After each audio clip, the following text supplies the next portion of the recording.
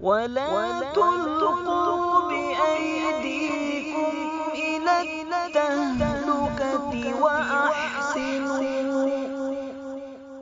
Subscribe to this channel and share among your friends for more religious, knowledge-rich and historic lessons, durus and tafsir.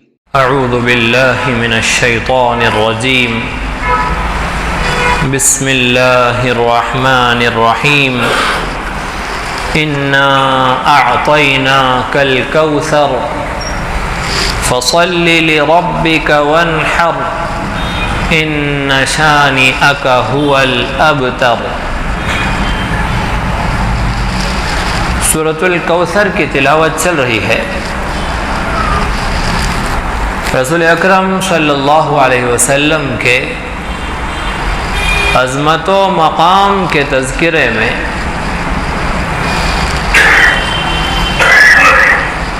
قرآن کریم کی آیتیں اور احادیث نبویہ اور حضرات صحابہ کرام رضی اللہ عنہم اجمعین کے ارشادات و فرامین مسلمانوں کے اور مشرکوں کے رسول اکرم صلی اللہ علیہ وسلم کے عظمت و مقام کے تذکرے میں اقوال و اشعار ہم نے گزشتہ دروس میں سنے تھے. رسول اکرم صلی اللہ علیہ وسلم کی محبت تمام محبتوں پر غالب ہو، یہ اللہ رب العزت کا مومنین سے مطالبہ ہے. قرآن کریم نے کہا النبی اولا بالمؤمنین من انفسہم، مومنین پر ان کی جانوں سے زیادہ نبی صلی اللہ علیہ وسلم کا حق ہے. مسلمان اگر خودکشی کر لے، سمندر میں کود جائے تو حرام ہے، لیکن نبی صلی اللہ علیہ وسلم حکم دے سمندر میں کود جانے کا تو فرض ہے. مسلمان اگر آگ میں چھلانگ لگا دے تو حرام ہے، لیکن نبی صلی اللہ علیہ وسلم حکم دے تو فرض ہے. ایسا کیوں؟ اس لیے کہ اپنی جان پر، اپنے آپ پر خود سے زیادہ نبی صلی اللہ علیہ وسلم کا حق ہے. لہذا ہم اپنی جان خود نہیں لے سکتے، لیکن نبی اگر حکم دے دے تو جان پر کھیل کر نبی کے حکم کو پورا کرنا فرض ہے. نبی کریم صلی اللہ علیہ وسلم کے کمالات کا تذکرہ یہ اجر و ثواب کا باعث ہے، رحمتیں اور برکتیں نازل کرنے والا ہے. اسی طرح نبی کریم صلی اللہ علیہ وسلم کی تعلیمات ہیں، آپ کے کمالات اور آپ کی تعلیمات. نبی کریم صلی اللہ علیہ وسلم کی تعلیمات کا تذکرہ بھی اجر و ثواب کا باعث ہے، رحمتیں برکتیں دلانے والا ہے. کمالات میں اور تعلیمات میں ایک فرق ہے. کمالات اختیار نہیں کیے جا سکتے، اپنائے نہیں جا سکتے. تعلیمات اپنائی جائیں گی، اختیار کی جائیں گی، اور ہم اس کے مکلف ہیں. رسول اکرم صلی اللہ علیہ وسلم کے معجزات کو اختیار کر نہیں سکتا. آپ کی پیدائش کا کمال ہم نے سنا، آپ کی نبوت کا کمال سنا، آپ کی بعثت کا، آپ کی ہجرت کا، آپ کی رحلت کا، اور رسول اکرم صلی اللہ علیہ وسلم کی ذات بابرکت سراپا کمال و رحمت. ہم اسے اختیار نہیں کر سکتے، اپنا نہیں سکتے، لیکن آپ کی تعلیمات کے ہم مکلف ہیں. لہذا ان دونوں میں، آپ کے کمالات میں اور آپ کی تعلیمات میں، تعلیمات کا درجہ افضل ہے. رسول اکرم صلی اللہ علیہ وسلم کے کمالات تو سب نے بیان کیے ہیں، مشرکین نے بھی کیے، مومنین نے بھی کیے. مشرکین کے تذکرے میں ہم نے ابو طالب سے سنا تھا کہ رسول اکرم صلی اللہ علیہ وسلم کے کمالات کا تو انہوں نے بھی تذکرہ کیا، اور کیسے نہیں کرتے.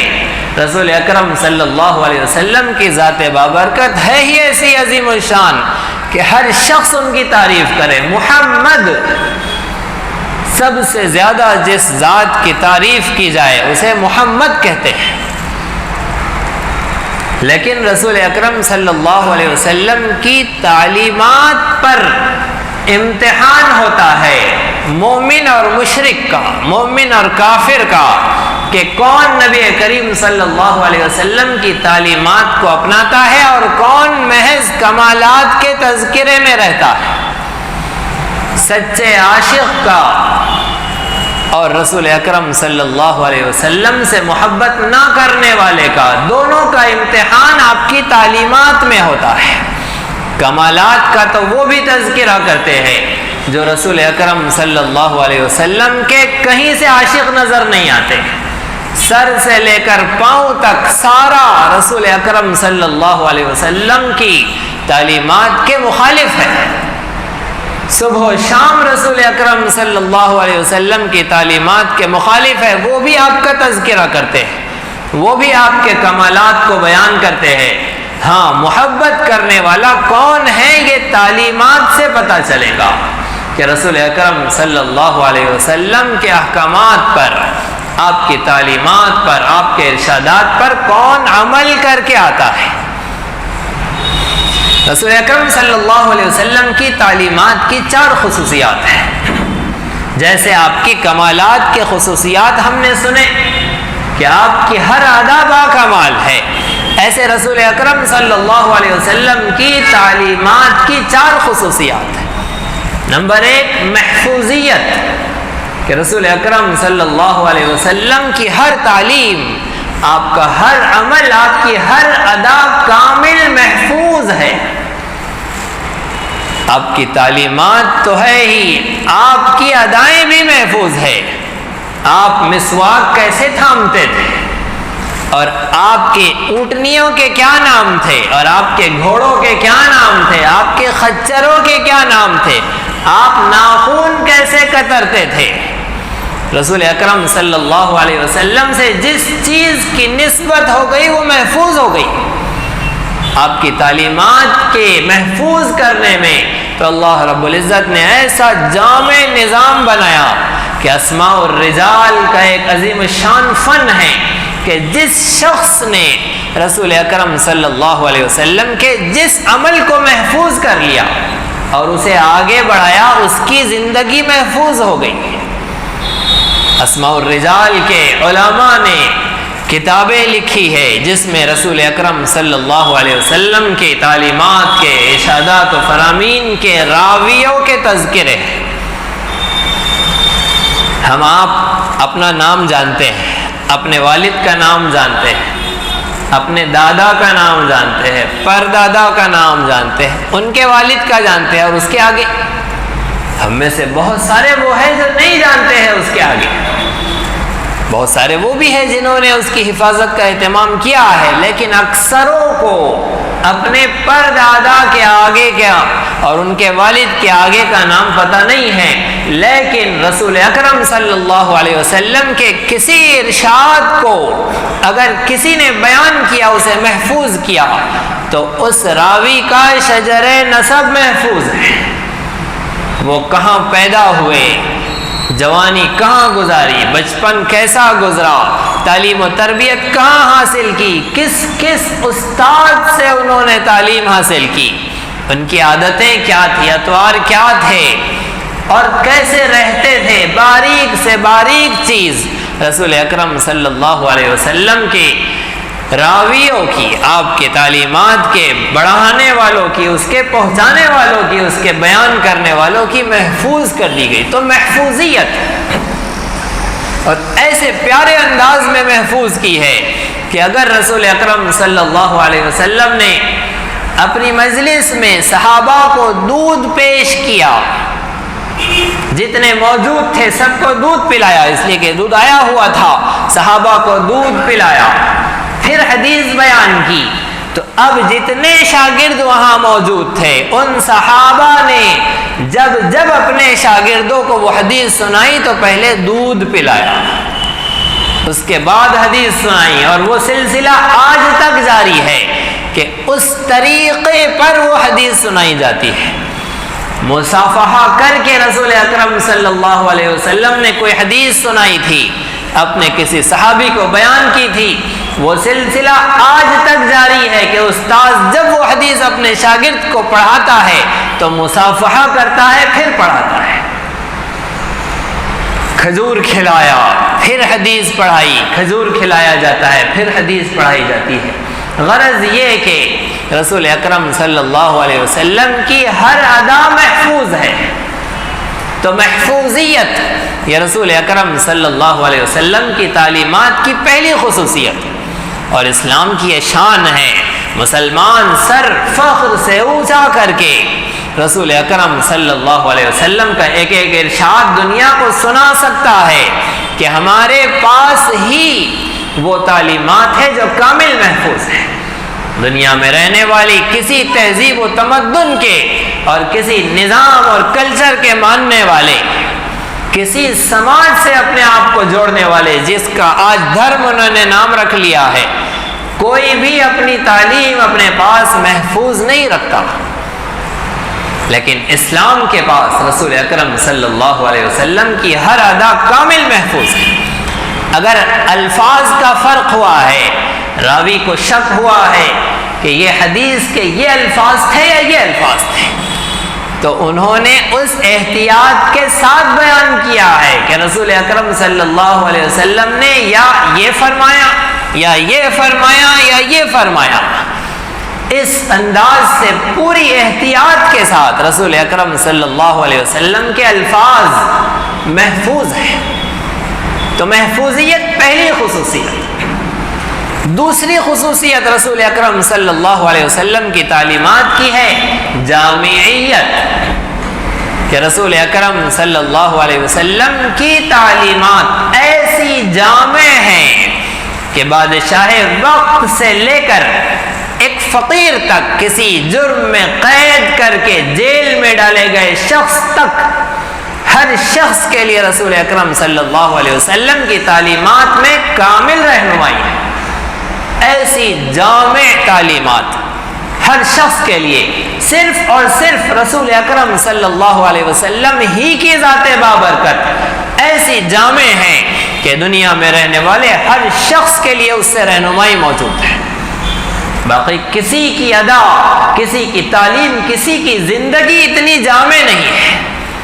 انبیاء اور رسول تو ڈھیر سارے ہیں، ان کی کتابیں کچھ نہ کچھ تحریفات کے باوجود آج بھی کچھ نہ کچھ محفوظ ہیں، لیکن ان کی زندگیاں اتنی جامع نہیں ہیں۔ حضرت عیسیٰ علیہ السلام کی حیات مبارکہ آج انجیل میں 20 تحریفات کے بعد بہرحال موجود ہے، لیکن ایک شادی شدہ شخص کے لیے حضرت عیسیٰ کی زندگی میں کوئی رہنمائی موجود نہیں۔ ایک باپ اپنی اولاد کے ساتھ کیسے جیے، حضرت عیسیٰ کی تعلیمات میں کوئی رہنمائی نہیں ہے، اس لیے کہ آپ کی شادی ہی نہیں ہوئی تھی، ابھی آپ تشریف لانے والے ہیں اور آپ کا نکاح ہوگا، آپ کے بچے ہوں گے، آپ اپنی زندگی مکمل کر کے پھر اللہ رب العزت کے پاس جائیں گے۔ لیکن ابھی آپ کی آیات مبارکہ جہاں لکھی ہے اس میں کامل رہنمائی موجود نہیں ہے۔ حضرت یوسف علیہ السلام کے پاس، حضرت سلیمان علیہ السلام کے پاس، حضرت داؤد علیہ السلام کے پاس اگر بادشاہ وقت کے لیے تعلیمات موجود ہے تو حضرت داؤد کے پاس ایک عام شخص کے لیے تعلیمات موجود نہیں ہے۔ ایک ملازم کے لیے ان کے پاس تعلیمات موجود نہیں، اس لیے کہ وہ تاجر تھے۔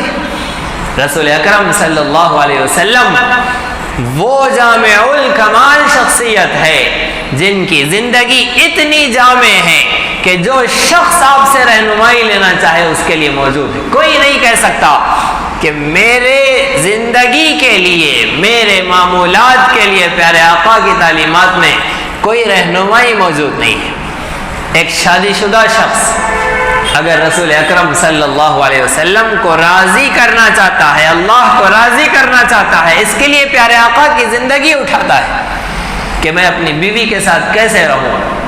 اب وہ کہے کہ پیارے آقا اماں خدیجہ کے ساتھ اتنی خوبصورت زندگی گزارتے تھے، ایسی جامع تعلیمات کے ساتھ زندگی گزارتے تھے، میں بھی گزاروں اگر یہ بھی خدیجہ جیسی ہو۔ خدیجہ، اما خدیجہ کہاں اور ہماری یہ کہاں؟ اللہ رب العزت نے پیارے آقا کی حیات طیبہ کو ایسا جامع بنایا ہے کہ کسی شخص کے لیے کوئی چور راستہ باقی نہیں رکھا۔ پیارے آقا کی اللہ رب العزت نے 11 شادیاں کروائی، 11 شادیاں۔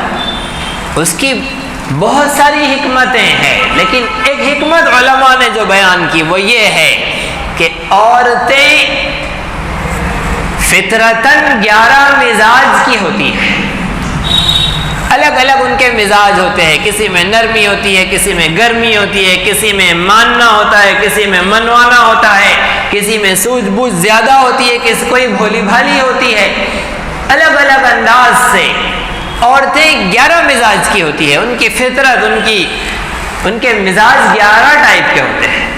اور اللہ رب العزت نے اپنے محبوب صلی اللہ علیہ وسلم کی ہر مزاج کی ایک ایک عورت سے نکاح کروا دیے، اور پیارے آقا نے سب کے ساتھ نباہ کر کے بتلا دیا، اور قیامت تک آنے والے انسانوں کے لیے نمونہ رکھ دیا کہ اب غور کرو اور ان ازواج مطہرات کی حیات مبارکہ کا مطالعہ کرو اور دیکھو کہ تمہاری بیوی کس مزاج کی ہے، کون سی زوجہ مطہرہ کے مزاج پر اترتی ہے، اور پیارے آقا کیسے ان کے ساتھ جی کر بتائے، تم بھی ویسے جی کر دکھاؤ۔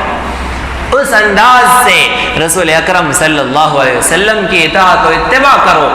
غرض یہ کہ رسول اکرم صلی اللہ علیہ وسلم کی حیات مبارکہ، آپ کی تعلیمات کی دوسری خصوصیت ہے جامعیت۔ جامعیت کہ تمام سوسائٹی پر اور سوسائٹی کے تمام افراد پر رسول اکرم صلی اللہ علیہ وسلم کی تعلیمات بالکل پرفیکٹ اترتی ہے، اور ہر شخص کے لیے ویسی ہی رہنمائی ملتی ہے۔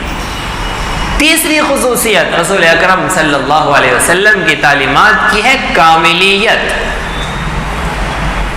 کاملیت کا مطلب ہے کہ بالکل کامل زندگی، مکمل زندگی ہر شخص کے لیے، اور بلوغ سے لے کر موت تک جس شخص کے لیے جو کام پڑ جائے، جو شخص زندگی کے جس موڑ پر ہو، جو کام کر رہا ہو، ان تمام کاموں میں رسول اکرم صلی اللہ علیہ وسلم کی حیات مبارکہ کامل و مکمل رہنمائی رکھتی ہے، کامل رہنمائی۔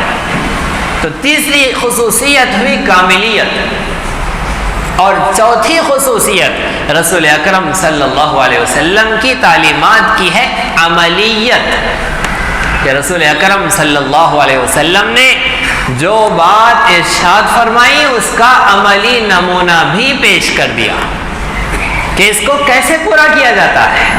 اور اللہ رب العزت نے پیارے آقا کی تعلیمات کو عملی نمونے کے ساتھ دنیا کے سامنے پیش کرنے کے لیے وہ 23 سالہ مختصر سی زندگی میں ان کی پیاری جماعت حضرات صحابہ کرام رضی اللہ عنہم اجمعین کی جماعت کو تیار کر کے پوری طرح عمل کر کے دکھا دیا کہ پیارے آقا نے اپنی ٹیم تیار کی، اپنی جماعت تیار کی، اور نمونہ پیش کر دیا کہ جس انداز سے رسول اکرم صلی اللہ علیہ وسلم امت تک تعلیمات پہنچانا چاہتے تھے اس کا عملی نمونہ پیش کر دیا۔ ایک تو پیارے آقا کا وہ عمل ہے جو آپ نے ایک نبی ہونے کی حیثیت سے کیا، جو آپ کی خصوصیات ہے، امت اس میں آپ کا اتباع نہیں کر سکتی۔ جیسے پیارے آقا صلی اللہ علیہ وسلم صوم وصال کرتے تھے، مسلسل روزہ، افطار نہیں کیا دوسرا روزہ شروع ہو گیا، پھر افطار نہیں کیا دوسرا روزہ شروع ہو گیا، تو مسلسل روزہ رکھ رہے ہیں، امت پر حرام ہے، امت کو ایسا روزہ رکھنے کی اجازت نہیں ہے۔ لیکن صحابہ کی جماعت رسول اکرم صلی اللہ علیہ وسلم نے دکھا دی اور تیار کر کے بتلا دی کہ ایسے روزے رکھو۔ سب سے افضل روزہ صوم داؤدی ہے، حضرت داؤد علیہ السلام کا روزہ سب سے افضل روزہ، کہ اگر کوئی شخص بہت زیادہ روزہ رکھنا چاہتا ہے اللہ کو راضی کرنے کے لیے تو صوم داؤدی کا اہتمام کرے، ایک دن روزہ رکھے ایک دن نہ رکھے۔ اگر کسی کو بہت رکھنا ہے تو اتنے کی اجازت ہے، صوم وصال کی اجازت نہیں ہے، وہ صرف رسول اکرم صلی اللہ علیہ وسلم کی خصوصیت تھی۔ اور پیارے آقا کی وہ تعلیمات جو آپ نے امت کے لیے رکھی ہے روزوں کے متعلق، وہ ہے ہر پیر اور جمعرات کا روزہ، اور 13 اور 14 اور 15 تاریخ کا روزہ، ایام تشریق کے روزے، اور اسی طرح سے رسول اکرم صلی اللہ علیہ وسلم ایام 20 کے روزے، اور رسول اکرم صلی اللہ علیہ وسلم کے ہر ہفتے 2 روزے، پیر اور جمعرات کے روزے۔ اسی طرح رسول اکرم صلی اللہ علیہ وسلم کے تعلیمات کا ہر عمل محفوظ ہے، یہاں تک کہ آپ کی تعلیمات میں جو حدود ہے، جرائم پر جو سزا دی جاتی ہے، اللہ رب العزت نے اپنی مشیت سے ان تعلیمات کا عملی نمونہ پیش کرنے کے لیے پیارے آقا کی اس پاکیزہ محفوظ جماعت سے وہ گناہ بھی کروائے، اس لیے کہ اگر صحابہ کی وہ محفوظ جماعت جو گناہوں سے معصوم نہیں ہے، محفوظ ہے، لیکن اگر اس جماعت سے گناہ ہی نہ ہوتے تو گناہ پر سزا کیسے دی جاتی ہے اس کا عملی نمونہ ہی پیش نہ ہوتا، اور دنیا کے لیے چوں چوں کا مربع ہو جاتا کہ کیا بلا ہے یہ حدود، اور کیا بلا ہے یہ رجم، کس طرح سنسار کیا جاتا ہے، کس طرح پتھر مار مار کر قتل کیا جاتا ہے، پتہ ہی نہیں، چور کا ہاتھ کیسے کاٹا جاتا ہے پتہ ہی نہیں ہے، اس لیے کہ پیارے آقا کی زندگی میں ایسا واقعہ ہوا ہی نہیں، اس لیے کہ وہ جماعت اور پیارے آقا کی صحبت یافتہ لوگ تھے ہی اتنے باکمال، لیکن اللہ رب العزت نے ان سے غفلت کروائی، ان سے گناہ کروائے، اس گناہ پر ان کو احساس عطا کیا، اور جب تک انہوں نے اس گناہ سے پاکی نہیں کرا لی سزا حاصل کر کے، تب تک انہیں چین نہیں آیا۔ اس طرح سے رسول اکرم صلی اللہ علیہ وسلم کی ایک ایک تعلیم پوری عملیت کے ساتھ محفوظ ہے، عملی نمونے کے ساتھ محفوظ ہے۔ اب کسی کے لیے کوئی بہانہ نہیں رہا کہ پیارے آقا صلی اللہ علیہ وسلم کے زمانے میں اس حکم پر اس طرح عمل ہوتا تھا، ہمارے پاس حالات سازگار نہیں ہیں، ویسے حالات نہیں ہیں، ویسے مواقع نہیں ہیں اس حکم پر عمل کرنے کے لیے، لہذا ہم یہ جو عمل کر رہے ہیں اس کی یہ جو شکل ہے یہ وہی حکم ہے پیارے آقا کا۔ پیارے آقا نے تیر اور تلوار سے جہاد کیا، ہم نہیں کر سکتے، ہمارے پاس وہ حالات نہیں ہیں، لہذا ہم میٹھا کھا لیں گے اور چکن بریانی کھا لیں گے اور آرام کر لیں گے، اور پھر ہمیں جہاد کا ثواب مل گیا، اور ہم 4 باتیں آپ سے میٹھی کر لیں گے اور آپ سے کر لیں گے اور ہمیں جہاد کا ثواب مل گیا۔ رسول اکرم صلی اللہ علیہ وسلم کی تعلیمات عملی طور پر ایسی کامل محفوظ ہے کہ کسی تحریف کی گنجائش نہیں ہے۔ رسول اکرم صلی اللہ علیہ وسلم کے کسی عمل کو اس کی شکل سے ہٹا کر کوئی اور شکل دے دینا اور ان سے منسوب کرنا یہ تحریف ہے۔ لہذا اگر کسی سے نہیں ہو رہا ہے تو نہیں ہو رہا ہے، غریب سے حج نہیں ہو رہا ہے تو نہیں ہو رہا ہے۔ اب وہ نماز کو آئے اور بولے کہ میں نے حج کر لیا تو بات نہیں بنے گی، اگر وہ صدقہ خیرات کر دے اور کہے کہ میں نے حج کر لیا تو بات نہیں بنے گی، حج تو حج ہی ہے۔ ہاں، عورتوں کے متعلق ایک گنجائش رسول اکرم صلی اللہ علیہ وسلم نے پیش کی، عورتوں نے درخواست کی کہ پیارے آقا ہمارے مرد حضرات بڑے بڑے درجات لے کے آگے بڑھ رہے ہیں، جنت میں اعلیٰ مقامات حاصل کر رہے ہیں، وہ جہاد میں شریک ہو رہے ہیں، انہیں شہادت کے مقام مل رہے ہیں، ہم عورتیں اس سے محروم ہیں، ہمیں نہیں ہے اجازت جہاد کی، ہم اب کیسے اس مرتبے کو حاصل کریں، ہمیں اجازت دیجیے۔ پیارے آقا صلی اللہ علیہ وسلم نے فرمایا تمہارا جہاد حج ہے، تم حج کر لو تمہیں جہاد کا ثواب مل جائے گا۔ تو عورتوں کا جہاد ہے حج، مردوں کا نہیں ہے۔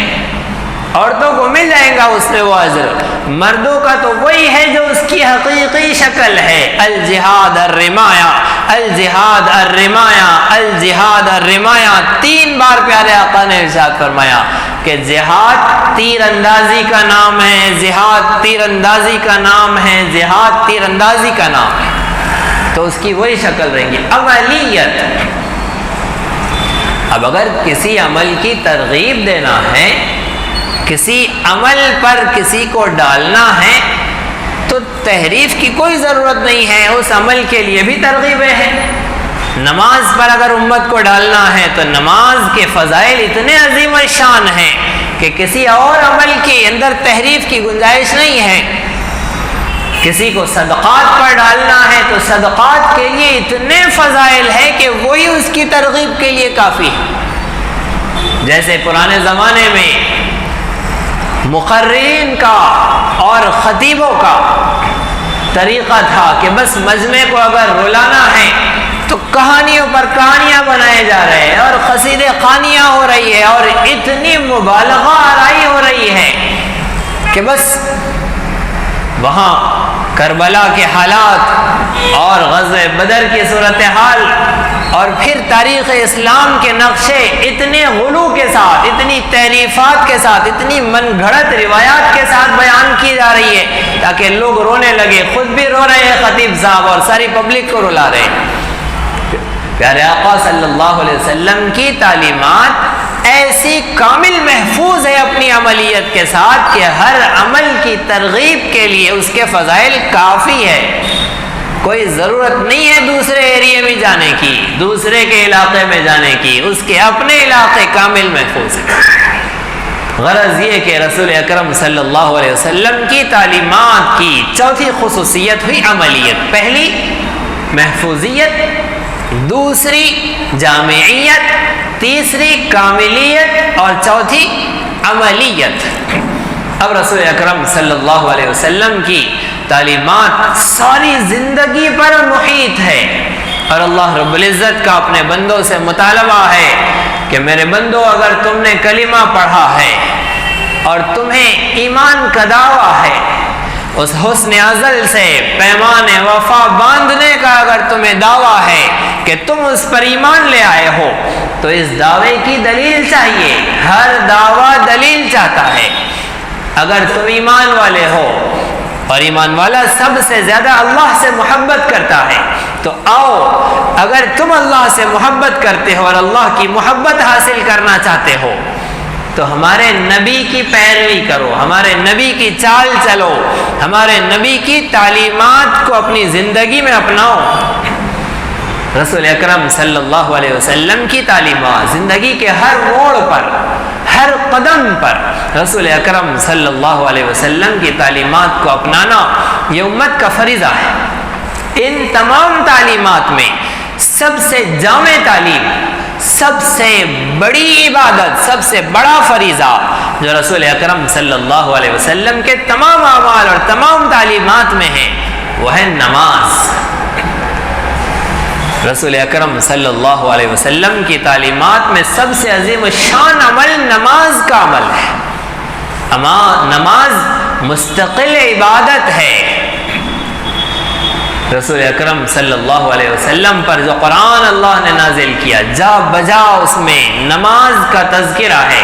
بچہ پیدا ہوتا ہے، حکم ہے کہ اس کے کان میں اذان دو۔ اس اذان کا کیا مطلب ہے؟ اس کے مختلف مقاصد ہے۔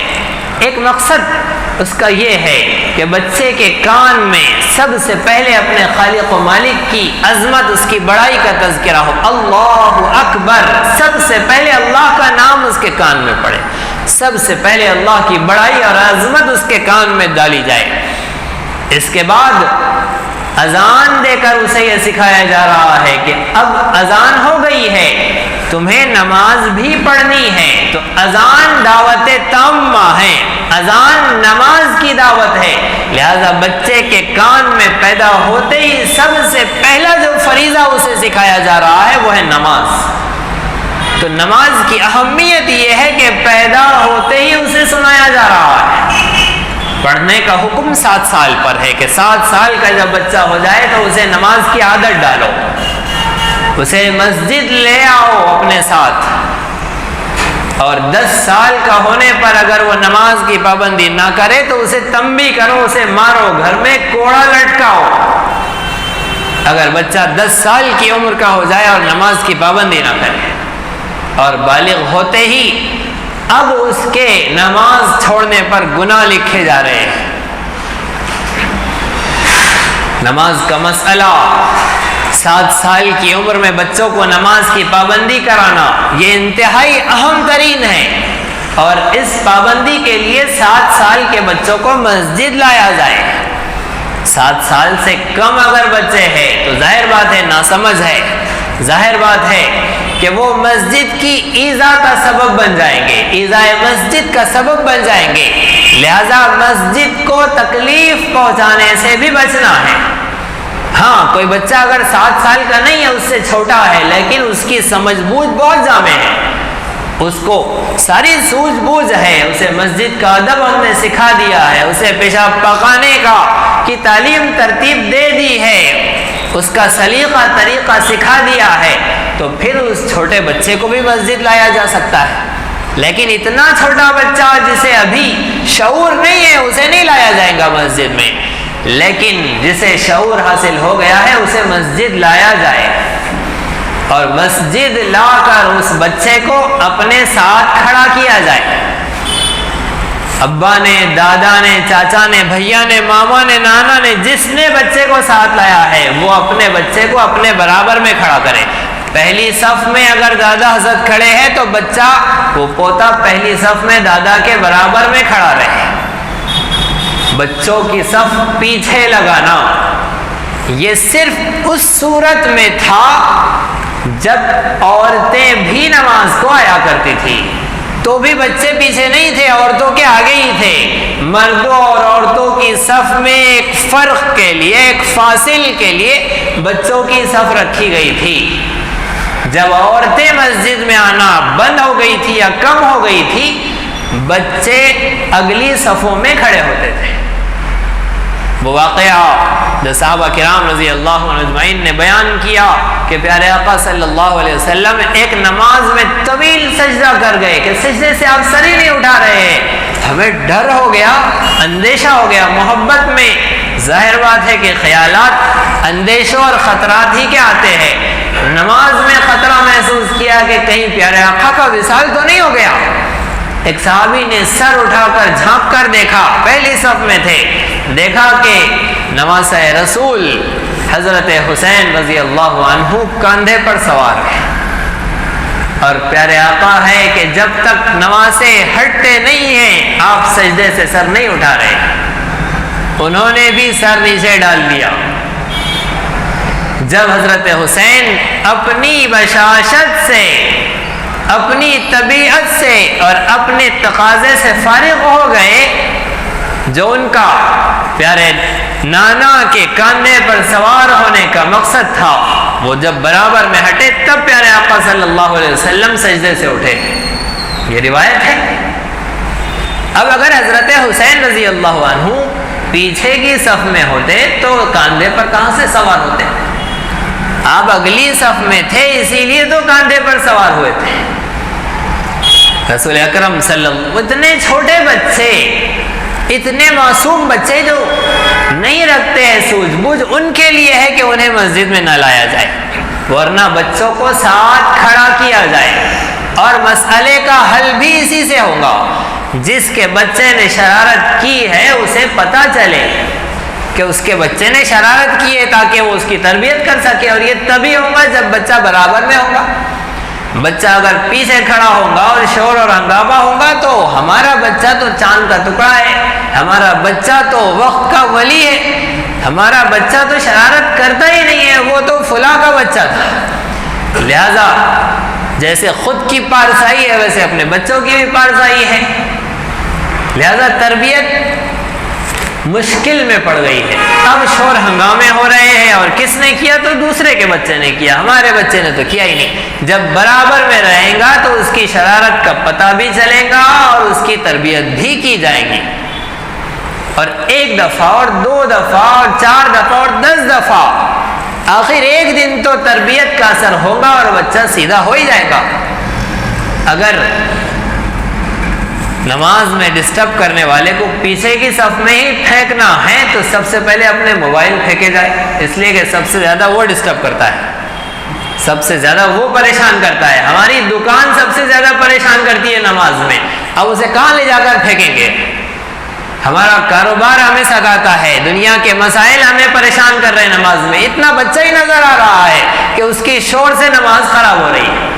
وہ بچہ تو مکلف بھی نہیں ہے ابھی، اسے خاموش رہنے کا قرآن نے کہیں حکم نہیں دیا ہے، قرآن کا حکم بالغ ہونے کے بعد لاگو ہوتا ہے، اسے تو ترغیباً تعلیماً خاموش بٹھانا ہے، ورنہ تو وہ مکلف ہے بھی نہیں۔ بڑوں کے لیے حکم ہے کہ مسجد میں آواز نیچی رہے، حدیث پاک میں ہے کہ اگر کوئی شخص مسجد میں اللہ کے گھر میں غیر ضروری دنیا کی بات کرتا ہے، فرشتہ اس سے کہتا ہے اسکت یا عبد اللہ، اے اللہ کے بندے خاموش ہو جا۔ جب وہ خاموش نہیں ہوتا تو فرشتہ دوسری مرتبہ کہتا ہے اسکت یا عبد اللہ، اے اللہ کے بندے خاموش ہو جا۔ جب وہ تیسری مرتبہ بھی خاموش نہیں ہوتا ہے تو اب فرشتہ کہتا ہے اسکت یا عدو اللہ، اے اللہ کے دشمن خاموش ہو جا۔ یہ تو چھوٹے بچے کو کہتا بھی نہیں ہے فرشتہ، لیکن چھوٹے بچے کو چپ کرنے کے لیے جو ہنگامہ ہوتا ہے وہ اللہ کے دشمن بن جاتے ہیں۔ فرشتہ انہیں کہتا ہے وہ بچہ تو معصوم ہے، اسکت یا عدو اللہ، اے اللہ کے دشمن تو خاموش ہو جا۔ تو اتنے بچوں کو چپ کرنے کے لیے شور ہنگامہ بڑوں کا۔ تو یہ ہمارے معصوم بچے، انہیں نماز کی عادت ڈالنا ہے، ان کی تربیت کریں، انہیں سکھائے، انہیں اپنے برابر میں کھڑے کریں، اس سے مسئلہ حل ہوگا۔ اگر سارے بچوں کو پیچھے کر دیا جائے اور کوئی صاحب اپنی ذمہ داری پر یہ طے کر لے کہ میں دیر سے تاخیر سے جو نماز ہو رہی ہے وہاں جا کر پڑھ لوں گا، ابھی بچوں کو کھڑا کرتا ہوں، انہیں تربیت کرتا ہوں، انہیں سکھاتا ہوں، تو اب اس معلم کو، اس تربیت کرنے والے، اس مربی کو صفت رحمان سے متصف ہونا پڑے گا، اس لیے کہ اللہ رب العزت نے تعلیم اور تربیت کے لیے صفت رحمان کے ساتھ بیان کیا ہے۔ الرحمن علم القرآن خلق الانسان علمہ البیان۔ اب وہ استاد بن کر اگر صفت رحمان سے متصف نہیں ہوگا، ان بچوں پر ہمدردی اور خیرخواہی اور شفقت سے ان کی تربیت نہیں کرے گا، تو بیگم صاحبہ کے سارے غصے وہ بچوں پر نکالے گا، وہ گھر کے سارے غصے بچوں پر نکل رہے ہیں۔ ایک بچہ شیطانیت کرتا ہے اور یہاں سے وہاں تک سب کی پٹائی ہو رہی ہے، تو یہ بھی تو مسائل کا حل نہیں ہے۔ مسئلے کا حل یہ ہے کہ بچے کو اپنے ساتھ کھڑا کیا جائے، اور اس سے بڑا مسئلہ یہ ہے کہ جو بچہ اپنے دادا کے ساتھ، اپنے ابا کے ساتھ، اپنے چاچا کے ساتھ، اپنے نانا ماما بھیا کے ساتھ نہیں آیا ہے، ظاہر بات ہے کہ جب وہ اپنے بڑے کے ساتھ نہیں آیا ہے تو اسے کون برابر میں کھڑا کرے؟ اسے پیچھے مت کرنا، کہیں وہ یتیم کا بچہ نہ ہو، کہیں وہ یتیم بچہ نہ ہو، کہیں وہ ایک بیوہ ماں کا بچہ نہ ہو، اسے اپنے ساتھ کھڑا کر لے۔ رسول پاک صلی اللہ علیہ وسلم کی امت کا ہر بچہ ہمارا بچہ ہے، اس کی تربیت کی ذمہ داری ہماری ذمہ داری ہے، لہذا نماز کی تربیت بچوں کو حکم دیا گیا، انہیں تعلیم دینا ہے، انہیں سکھانا ہے تو مسجد لانا ہے، انہیں مسجد کے آداب سکھانے ہیں، یہ ترتیب دینی ہے، بچپن سے بچوں کا تعلق مسجد سے قائم کرنا ہے۔ اگر ایسے ہی بھگایا جائے گا بچوں کو مسجدوں سے اور اگلی صف سے پیچھے کیا گیا، پھر وہاں سے پیچھا کیا گیا، پھر وہاں سے پیچھے کیا گیا اور مسجد سے انہیں باہر کر دیا، پھر آپ تل ملائیے، پھر بلبلائیے، پھر دعائیں کریے، پھر حدیث سنائیے، پھر قرآن سنائیے، پھر ترغیب دیجیے، وہ نہیں آتا مسجد میں۔ اب وہ بازاروں کی زینت بنے گا، اب وہ کلب کی اور بار کی زینت بنے گا، اب وہ فلمی خانوں کی زینت بنے گا، اور اب روئیے دھوئیے کہ بچہ مسجد میں آئے، جب آ رہا تھا تب تو بھگایا تھا اور اب بلا رہے ہیں۔ ایسے بدزن مت کریے بچوں کو تربیت دیجیے، اس کا مسئلہ حل کیجیے، اور مسئلہ وہی ہے جو پیارے آقا صلی اللہ علیہ وسلم کی تعلیم سے ہے کہ اپنے ساتھ انہیں کھڑا کریں، انہیں تربیت دیں۔ رسول اکرم صلی اللہ علیہ وسلم کی تعلیمات میں سب سے بڑا عمل نماز کا عمل۔ نماز کو رسول اکرم صلی اللہ علیہ وسلم نے اپنی آنکھوں کی ٹھنڈک بیان کیا ہے۔ پیارے آقا نے فرمایا تمہاری دنیا کی 3 چیزیں مجھے پسند ہیں۔ تمہاری دنیا کہا، تمہاری دنیا کی 3 چیزیں مجھے پسند ہیں، خوشبو، نیک بیوی اور میری آنکھوں کی ٹھنڈک نماز۔ دنیا کی یہ 3 چیزیں مجھے پسند ہیں۔ رسول اکرم صلی اللہ علیہ وسلم نے فرمایا کہ نماز مومنین کی معراج ہے۔ رسول پاک صلی اللہ علیہ وسلم کو جو معراج عطا ہوئی وہ جسمانی معراج عطا ہوئی۔ اللہ رب العزت نے نماز کا تحفہ دینے کے لیے پیارے آقا کو معراج کرائی۔